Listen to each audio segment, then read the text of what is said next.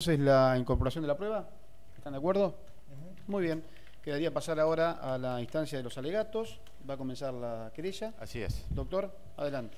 Bueno, señor presidente, vuestras excelencias, señores vocales del tribunal, señor fiscal, señores miembros de las defensas, señora secretaria, ha llegado el momento de quizás preguntarnos qué fue lo que realmente sucedió, ¿no? ¿Cuál fue la génesis de este suceso? Y principalmente, para poder entenderlo, ese día, a la mañana del día 7 de septiembre de 2013, ya se preanunciaba lo que iba a suceder.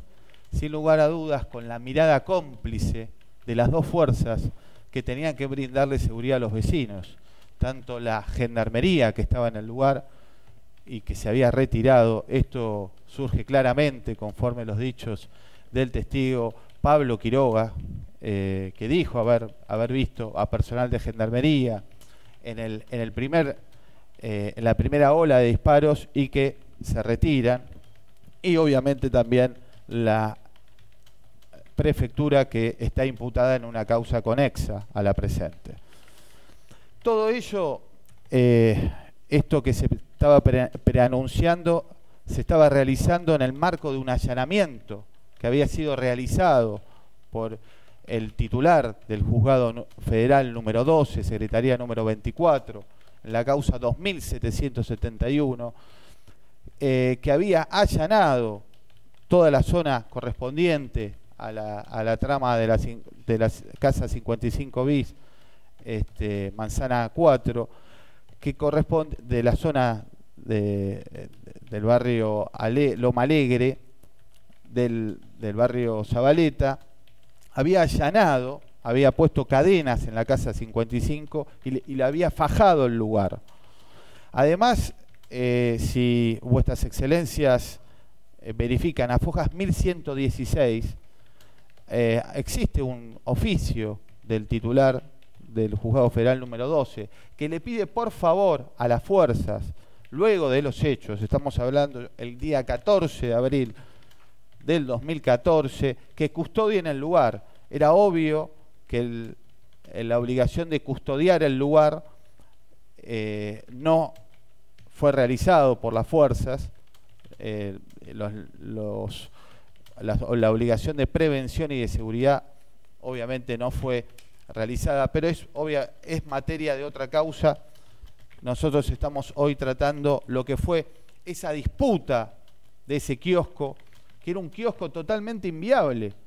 Ya se sabía en la mañana, en las cercanías de la Plaza Kevin, que estas dos bandas, ambas de origen paraguayo, una que era comandada por Santiago Bravo, y llama la atención a esta querella que Santiago Bravo en la causa haya quedado libre de este expediente, en el marco de una nulidad que fue decretada por la excelentísima Cámara, y que se le haya dispuesto una indagatoria días posteriores.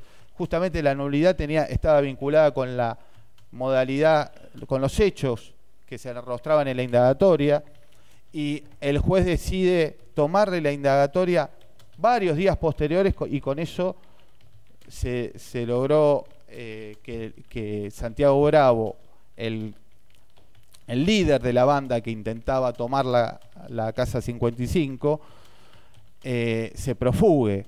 Pero también nos llama la atención a esta querella que el mismo Santiago Bravo tenga una señora defensora que tenga domicilio constituido en Puerto Madero. Nos llama la atención, ¿no? Como alguien que vivía en el barrio Zabaleta tiene un abogado en la zona de Puerto Madero. Para esta iglesia llama la atención. Pero bueno, esta disputa era un trofeo era justamente disputarse un trofeo de guerra emblemático. No había ninguna razón, porque como dijimos, había sido allanado el lugar, y la única finalidad de la disputa fue demostrar cuál era la banda que tenía más poder, cuál era la banda que era más impune. La banda de Rafa, que estaba compuesta por los aquí imputados, y la banda de Santiago Bravo. La banda de Rafa quería retomar el viejo kiosco de droga. Cuando hablamos de viejo kiosco de droga, nos remitimos a los testimonios de Claudio Gil, que fueron realizados durante la instrucción y que habla justamente de los años que tenía ese kiosco y que fueron motivos del allanamiento del titular del Juzgado Federal número 12, Secretaría 24. Cuando estas personas, miembros de la banda de Rafa, entre ellos los aquí imputados, intentan ingresar, es clara la declaración de Roxana Venega, quien ha dicho en esta audiencia que al escuchar ruidos salió preocupada por lo que estaba sucediendo en el marco de una casa que estaba enfrente de su hogar y que estaba fajada y que estaba encadenada porque había sido fruto de un allanamiento. Habla con las personas, nota que las mismas dialogaban en guaraní, y esto no es un tema, esto es obviamente, llama poderosamente la atención que las dos bandas que se disputaron fueron con integrantes de origen paraguayo. Les pregunta qué estaban haciendo ahí, y ambas las que le dicen, le contestan: señora, quédese tranquila, el tema no es con usted. Roxana vuelve a su casa, le comenta esto a Claudio Gil, que en forma totalmente coincidente manifestó acerca de esta situación y aclaró de que vio cómo Roxana salió afuera, habló con estas personas. Además, Roxana pudo ver que estaban armados. Uno de ellos tenía una escopeta que también coincide con el allanamiento luego realizado y con el secuestro también realizado en estas actuaciones. Sin lugar a dudas, la toma de ese kiosco se estaba realizando con la mirada cómplice de ambas fuerzas. Sin lugar a dudas, la seguridad que debería brindarse, de acuerdo al operativo Cinturón Sur, que debía brindar seguridad a los vecinos, el retiro de las fuerzas ante esa toma preanunció el final, preanunció lo que realmente iba a suceder. Cuando Claudio Gil se retira junto con su hijo Rodrigo al trabajo, a los pocos minutos comienza este brutal y bestial tiroteo que duró más de 2 horas y media. Ese día llovió en Buenos Aires, pero en el barrio Zabaleta lo que más llovieron fueron balas. Y está claro, perfectamente establecido, vuestras excelencias lo observaron perfectamente en el plano que fue realizado por el suboficial Ferrari, cómo fueron las cantidades de disparos a través perfectamente del secuestro de las vainas que hizo el suboficial Ferrari y que marcaron que toda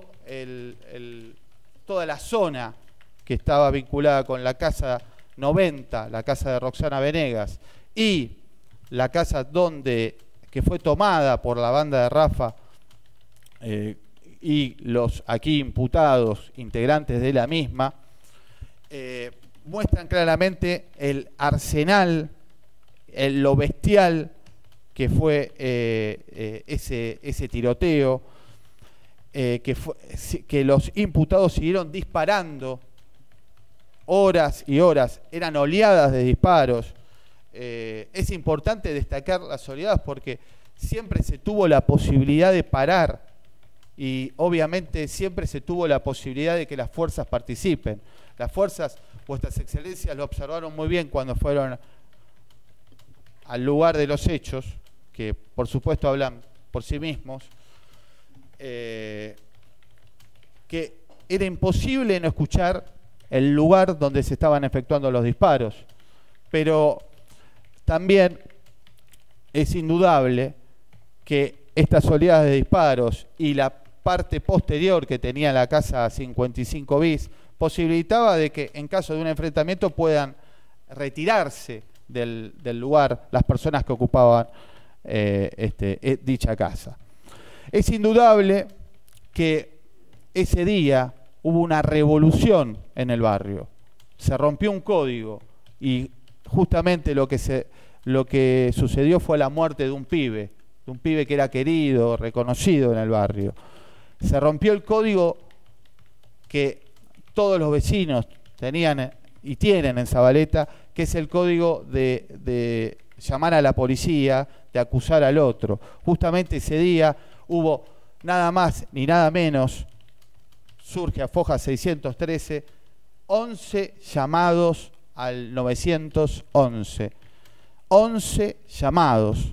De los 11 llamados, el oficial Stoff, a cargo del móvil 1232, móvil denominado Petronas, informó 12 veces que el panorama era normal, que negativo detonaciones.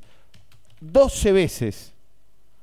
Pero el comando radioeléctrico, y surge claramente a Fojas 618, si vuestras excelencias quieren leerla, claramente cómo existe un llamado justamente de una vecina que estaba al lado, que informaba que vivía en la casa 54 y que pedía por favor la intervención de las fuerzas de seguridad que tenían que brindarle seguridad al barrio. Este llamado es crucial y como vamos a ver después, este es el llamado de la vecina, que pareciera que el fiscal distrital no la puede localizar o queda como en una nebulosa, por lo menos en la causa conexa, pero acá surge claramente a través de la desgrabación de los llamados y justamente la desgrabación de las comunicaciones que tenía Stoff, el jefe del procedimiento, y digo jefe de procedimiento porque está claramente demostrado en este juicio que tuvo el dominio del procedimiento hasta al mediodía, que recién empieza a colaborar la Policía Federal haciendo las pericias balísticas. Stoff no quería actuar. Stoff quería que se maten esas dos bandas. No le importaba. Total, Stoff y las fuerzas que custodian el lugar se valen de los servicios que tienen que ver esos kioscos de droga. No lo podemos negar, vuestras excelencias. Pero ese día se rompió el código de silencio ante la muerte de un pibe del barrio. Y los vecinos marcaron a los responsables. Entre ellos marcaron a los aquí imputados. Marcaron a todos los responsables.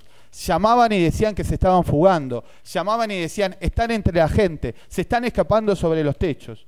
Y a Stoff no le quedó otra que tuvo que ir al lugar, tuvo que ir a la casa 54, obligado por el comando, obligado por la cantidad de llamados que estaba haciendo los vecinos del lugar, que se habían levantado frente a las bandas que los someten.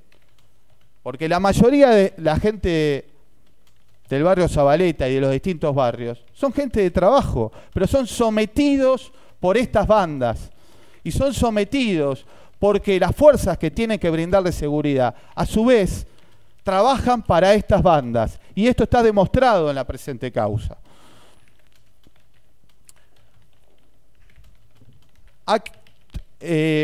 Esta hipótesis, esto que está aclarando la querella, fue perfectamente demostrado a través de los testimonios, todo lo que está vinculado con la oleada, la oleada de disparos por Raúl Espinosa Benítez, por Mirta Aquino, Pablo Quiroga, que no solo escuchó los disparos antes, salió a proteger su auto, lo remitió a la Plaza Kevin para resguardarlo, porque dijo que era su herramienta de trabajo, sino que también fue parte porque transportó a Kevin, lo llevó al Hospital Pena, donde lamentablemente falleció, pero además volvió al lugar de los hechos y pudo observar cómo Prefectura, con el señalamiento de los distintos vecinos, detuvo a los aquí imputados.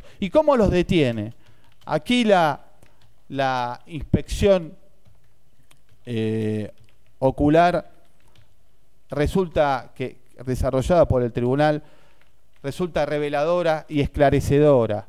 Principalmente pudimos ver todos, y los excelentísimos miembros del tribunal también, cómo la puerta que fue extraída por el subinspector Cristian Fernández para realizar la pericia balística, cómo tenía las improntas de tiros, que estamos hablando de una cantidad de disparos, de 5 que habían sido realizados a través de la puerta de chapa. Y cuando hablamos de disparos a través de puerta de chapa, vuestras excelencias, estamos hablando de una especialidad en el uso de armas importante. O sea, estamos hablando de una banda que sabía perfectamente lo que estaba haciendo. No solo estaban disparando a 2 metros de distancia y en una altura que era totalmente letal. Cualquier persona que estaba detrás de esa puerta iba a morir. No había forma. A través de esa altura y de esa distancia. Era imposible que cualquier persona siga. No estamos hablando...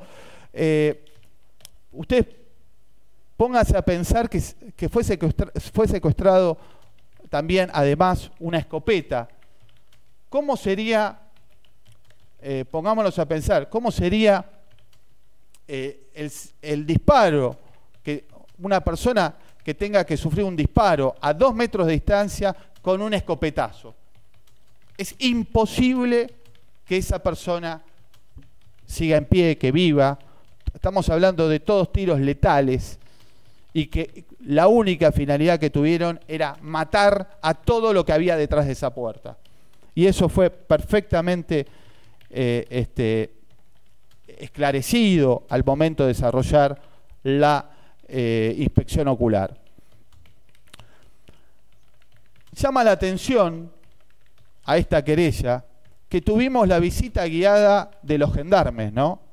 Una cantidad de gendarmes ese día en la inspección ocular impresionante. Teníamos como el encargado el jefe de gendarmería nos explicaba el barrio, nos explicaba cómo habían sido modificadas las estructuras, principalmente las puertas, y cómo, por ejemplo, fue modificada la Casa 20, donde fue detenido Milciades Vázquez Quiroga, y justamente él había sido detenido en el techo de esa casa.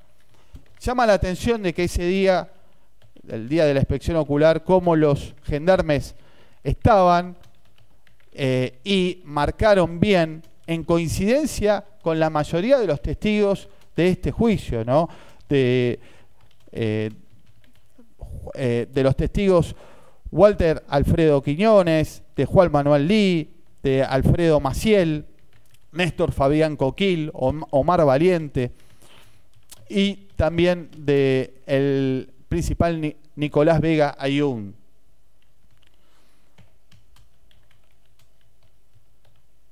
Ambos imputados fueron detenidos a escasos metros del lugar de los hechos y fueron permanentemente señalados por los vecinos, por lo que es dable inferir que ambos participaron en el hecho, en el marco de los hechos. Si bien los eventos fueron presenciados por gran cantidad de vecinos, resulta difícil contar con estos dichos. Principalmente no le podemos pedir a los vecinos, dada el fundado temor a represalias que puedan tener por estas bandas que los someten, no le podemos pedir el extremo que jueguen su vida brindando su testimonio. Ahora, lo que sí podemos exigir es que este hecho no quede impune. Y también la ausencia de estos testimonios,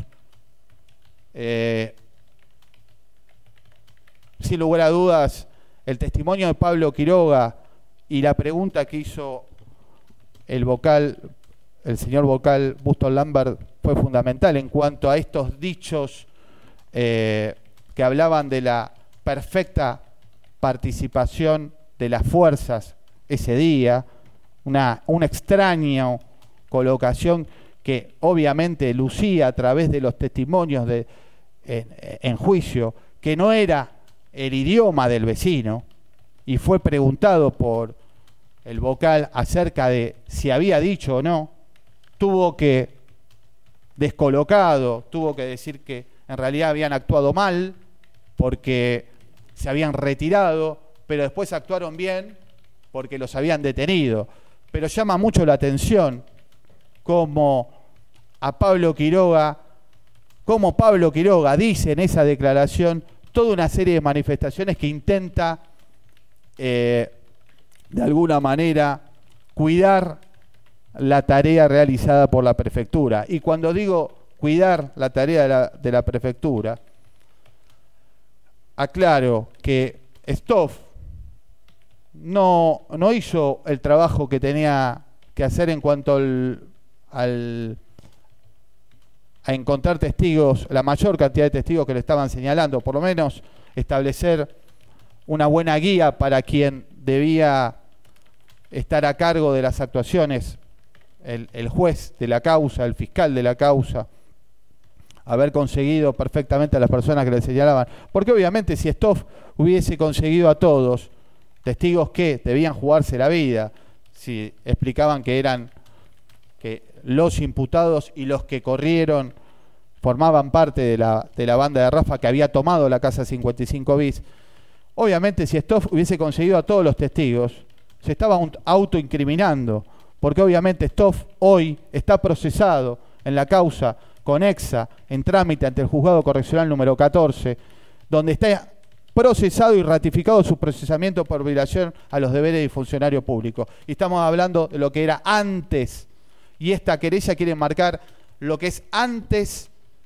cuando se estaba desarrollando los hechos, y lo que tiene que ver con la detención. La detención fue totalmente verosímil, porque fue en el marco de un señalamiento real y verosímil por parte de todos los vecinos. Y es importante este señalamiento porque a Stoff, que se sube al techo, sube uno de los techos y extrañamente se le escapa 5 masculinos, que obviamente, viendo la cantidad de material balístico que fue secuestrado y que fue peritado, descartaron sus armas en el marco del barrio. También hay un déficit en lo que es el secuestro de las armas, pero es claro de que Stoff sube, ve 5 masculinos que se estaban fugando de la casa 55. Es claro que la casa 55 bis tenía la posibilidad, la parte posterior, de que se retiren. Y está claro que cuando ve esa fuga, Quiñones va a la parte, como dijimos, a la casa, justo a la parte posterior, a la casa 20 del otro pasaje, detiene a Milciades Quiroga arriba justo arriba del techo cuando intentaba fugarse, pero Stoff detiene, y acá es importante justamente ver la foja 118, que tiene que ver con los llamados realizados al 911 y las declaraciones de Espinosa Benítez y de Pablo Quiroga. Detiene en ese corralito que vimos, que es extraño como aparece Coleman en ese lugar, en la casa 54, ¿no? Como aparece ahí, de acuerdo a sus propios dichos que ahora vamos a evaluar, ¿no? Como alguien que tenía miedo, que quería retirarse, termina casi en un corralito, una especie de corralito que salta a través de la casa 55 y queda ahí en rejas y permanentemente señalado por todos los vecinos del lugar.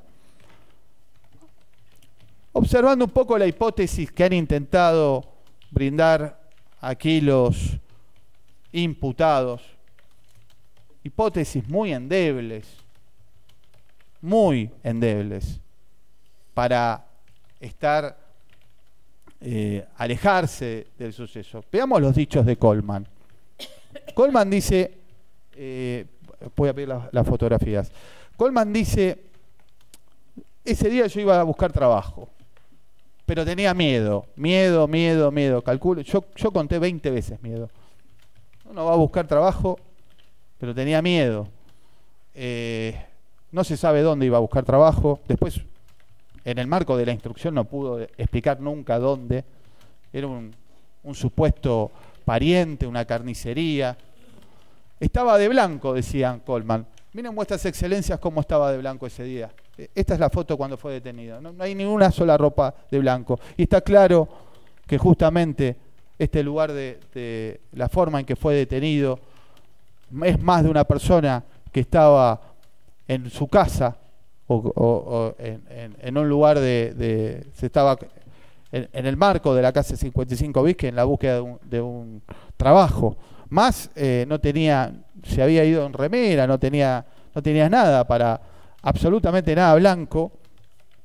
Y llama la atención, y vuestras excelencias lo pudieron ver bien claramente cuando fueron a la Plaza Kevin, ¿no? Plaza que tiene el nombre por justamente la muerte de otro chico, de otro pibe, a causa de un disparo de arma de fuego. Por eso se llama la Plaza Kevin.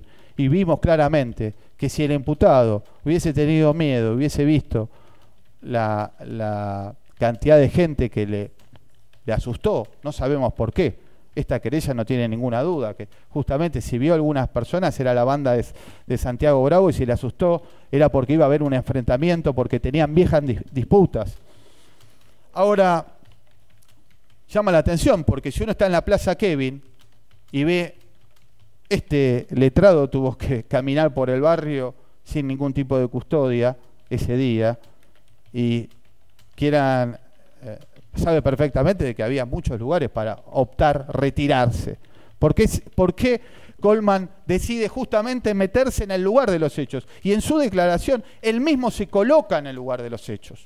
O sea, como en el marco de una disputa entre dos bandas, se va a la casa 54. La disputa era la casa 55, pero se va a la casa 54. No se entiende por qué ese día, en búsqueda de un trabajo, decide irse para el lado de la disputa. Inclusive a preguntas estaba la señora vocal a preguntas al gendarme cuál era el pasaje de la muerte. Se estaba dirigiendo al pasaje de la muerte, donde justamente han perdido la vida un montón de vecinos. O sea, se estaba poniendo en la peor zona que podía ponerse un vecino. Sin lugar a dudas, son totalmente, no son concordantes, no son coincidentes sus dichos, no se explica, justamente son totalmente inverosímiles, incongruentes y falaces los dichos de Coleman. Lo mismo de Vázquez Quiroga, ¿no? Vean, vuestras excelencias, Fojas 28, está acá la foto de Coleman, de Vázquez Quiroga. Vázquez Quiroga sí estaba de blanco ese día, pero miren el buzo que tenía Vázquez Quiroga. Le sobraban las mangas. Ese día también intentaron esbozar algunos testigos que ese día iba a trabajar de albañil, día de lluvia, ¿no? Llama la atención si podríamos hablar de que va a hacer tareas de albañil alguien que, ¿en dónde? Si hubiese dicho, bueno, en un edificio voy a hacer alguna tarea de plomería, voy a arreglar una casa. No, iban a la 11:14 a hacer tareas de albañilería el día de lluvia. Quiso esbozar la defensa a través de Rolando Guevara Rollero, tareas de albañil un día de lluvia totalmente inviable, y vemos cómo se trató de poner ese día, cuando se estaba fugando, un buzo que obviamente no le llegaba. Por ese día, si iba a trabajar de albañil, las mangas le hubiesen pedido la tarea de albañil, ¿no? Sin lugar a dudas, este buzo que se colocó, que pudo haber sido perfectamente solicitado, obligado a un vecino, intentaba burlar a los vecinos del lugar y a la fuerza de seguridad para que no sea sindicado como uno de los autores, como uno de los miembros de la banda que ese día hicieron distintos disparos, entre ellos el que traspasó la puerta, la ventana, golpeó en la cabeza, en el lado frontal derecho de Kevin, y le quitó la vida. Sin lugar a dudas, ambos testimonios, esta idea de tomarse un colectivo, ¿dónde se iba a tomar el colectivo? ¿Arriba de un techo? ¿Dónde iba a tomar el colectivo Vázquez Quiroga? Sin lugar a dudas, resulta totalmente inverosímil y debe ser, es una mera intención por parte de las defensas de los imputados de tener una mejor situación procesal que de ninguna manera los coloca fuera de estos hechos. Es importante entender que si bien no hay prueba directa acerca de los disparos, habría que poner la cara, ¿no?, en ese momento y mirar a ver quién estaba disparando. 97 vainas de 9 milímetros. Esta querella no tiene dudas de que también hubo la utilización de no solo pistolas y revólveres, sino también pudo haber existido, y hay vecinos que ha consultado, ha investigado esta querella, la posibilidad de la utilización de un subfusil de origen israelí. Estamos hablando del Uzi. Hubo ametralladoras ese día. Ustedes piensen la cantidad de vainas secuestradas, los planos, la duración de esa disputa. Esta querella está seguro que también hubo esa utilización del subfusil y obviamente marca la clara intención de quitar vidas. Pero bueno, la eficacia de la prueba de indicio está vinculado, debe valorarse en su conjunto. Existe una pluralidad concordante de otros elementos que establecen con grado de certeza la participación de los imputados del hecho que pasaré a calificar. En cuanto a la calificación legal que corresponde a los hechos que esta querella imputa a Vázquez Quiroga y Colman, entiende esta querella que corresponde la de homicidio simple, tipificada y reprimida por el artículo 79 del Código Penal. Es evidente que ambos imputados actuaron con dolo directo. La única intención que tuvieron era la de matar. El único resultado que se buscó a través del disparo de las puertas, los distintos disparos, pero especialmente los disparos que fueron hacia la casa de Roxana Venega, tuvieron la intención de fusilar a todos los integrantes de esa banda. Tenían conocimiento de lo que se hacía, tenían conocimiento que a la altura que se estaban efectuando los disparos, la cantidad de disparos, las armas utilizadas, la escopeta, los calibres 9, los 38, las armas que fueron perfectamente incautadas, comprobadas en el marco de esta causa.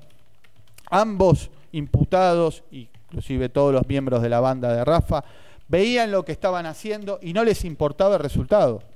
Tuvieron conocimiento e intención de acabar con la vida de las personas que estaban detrás de esa puerta. Todas las personas.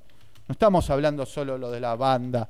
Sabían perfectamente que estaba Roxana, que estaban sus 5 hijos, que estaban los miembros de la banda y que estaba también Kevin refugiándose debajo de una mesa que le ingresó su tiro mortal en la cabeza y le quitó la vida.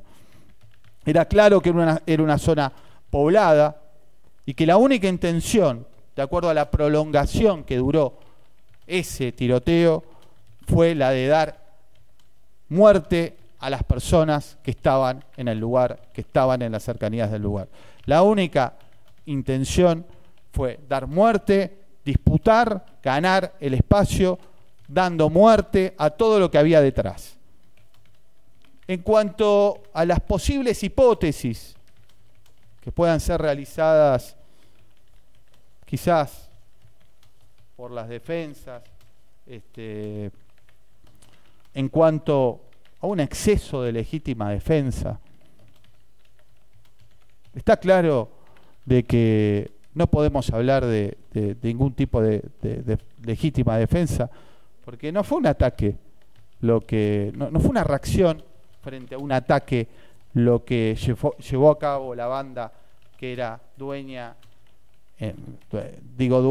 que se había apoderado justamente de la casa 55 bis. Era claro que la única modalidad fue la disputa y la confrontación, o sea que no podemos hablar de ninguna forma de legítima defensa. En cuanto al Estado, en este caso corresponde sí hacer una cita de Zaffaroni, que en su manual de Derecho Penal, parte general, segunda edición, página 486, dice: debe quedar claro de quien repele una agresión a balazos dentro de los límites de la legítima defensa contra el agresor, no actúa justificadamente respecto del tercero ajeno a la agresión que es alcanzado por un disparo. Es absurdo que se conforme a derecho la conducta de herir o matar a un tercero ajeno a la agresión. Con respecto al posible estado de necesidad justificante, está claro que el mal que se causó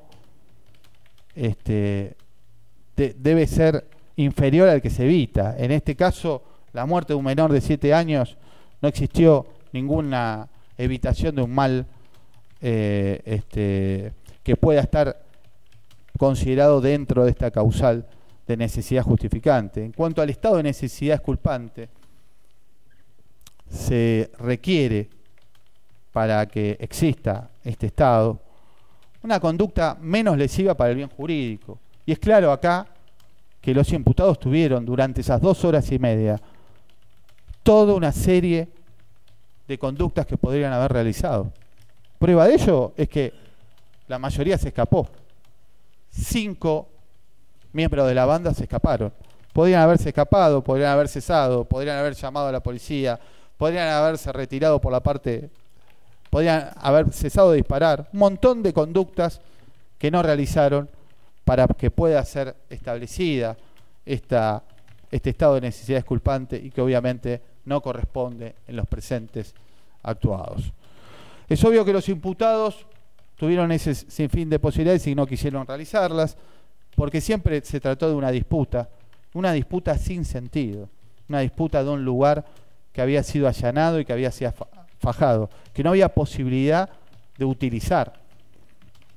En cuanto a la autoría, ambos imputados resultan coautores, conforme a lo establecido por el artículo 45 del Código Penal. Ambos no solo tenían el dominio del hecho, sino que las dos bandas tenían el dominio del barrio, el dominio total del barrio. Esto ha quedado totalmente demostrado. Pero a través de la modalidad de la confrontación, tuvieron el nexo de causación, que causaron justamente el resultado. Y esta modalidad y justamente la tarea realizada tuvieron el nexo de evitación. Ellos podrían haber perfectamente evitado este resultado si no hubiesen disparado a través de esa puerta. Además tuvieron un dominio funcional que tuvieron que ver con el aporte que cada uno realizó. Imaginemos carga de balas, suministro de proyectiles, lugares de tiro. Obviamente esa banda se distribuyó en esa casa, hubo una distribución de tareas y un dominio funcional que tuvieron en el lugar. En cuanto a los agravantes y atenuantes para establecer la pena conforme a los artículos 40 y 41 del Código Penal, si bien ambos imputados, esta querella no comparte el estilo de la marcación que hacen algunos fiscales de ciudadanos en supuestos libros pertenecientes a bandas, pero estaban ambos imputados, y esto dio perfectamente fe el oficial Rodríguez, que hizo las tareas de inteligencia y corroboró que Colman y Vázquez Quiroga estaban en estos listados que fue realizado por la Fiscalía como miembros de bandas que actuaban en el barrio de Zabaleta. Pero más allá de eso, como atenuantes va a considerar esta querella la ausencia total de antecedentes que tienen, pero como agravantes, especialmente va a tener en cuenta la naturaleza de la conducta y la modalidad del hecho, ¿no?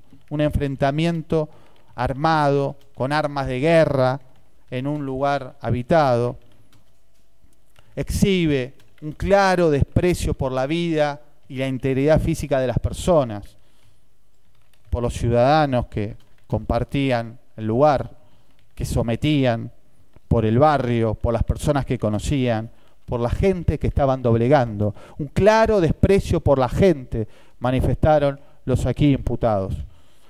Por último, debe ser considerado al momento de graduar la pena, ¿cuál fue la verdadera razón del enfrentamiento, vuestras excelencias? Y fue la disputa entre dos bandas para demostrar cuál era la banda que tenía más poder, cuál era la banda que tenía más impunidad, cuál era la banda que controlaba mejor el barrio, de un kiosco totalmente inviable porque había sido allanado por un juzgado federal. Así las cosas, vuestras excelencias. Nuestra Constitución Nacional y los tratados incorporados a ella en igual jerarquía exigen que ante tamaña violación de un derecho humano tan fundamental como es el derecho a la vida, que este tipo de sucesos no quede impune.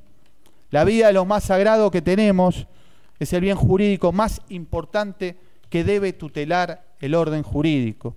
No se puede permitir que se lo desprecie, que se lo desvalorice, como hicieron aquí los imputados, al matar a sangre fría a un menor de tan solo 7 años de edad, que era recordado en el barrio por su alegría, que era recordado por su simpatía. Sabemos que no podemos devolverle a Roxana la vida de Kevin, pero hoy estamos acá para hacer justicia, para que esta conducta tan repudiable no quede impune.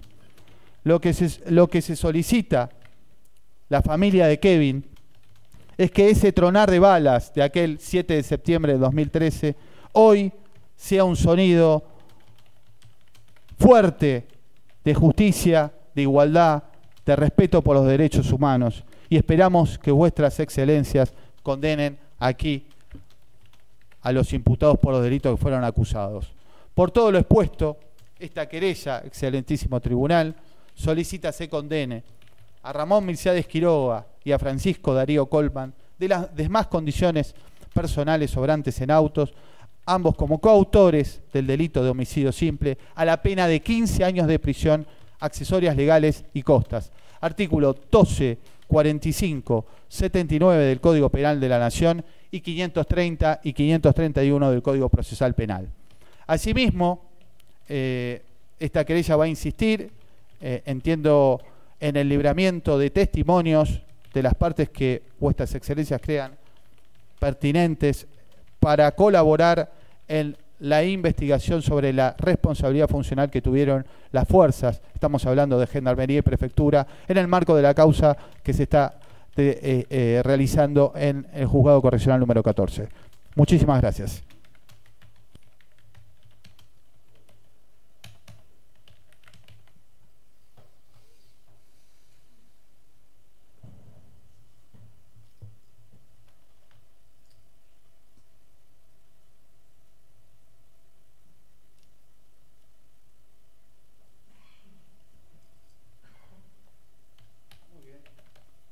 Perdón. Doctor, ¿está en condiciones? Adelante.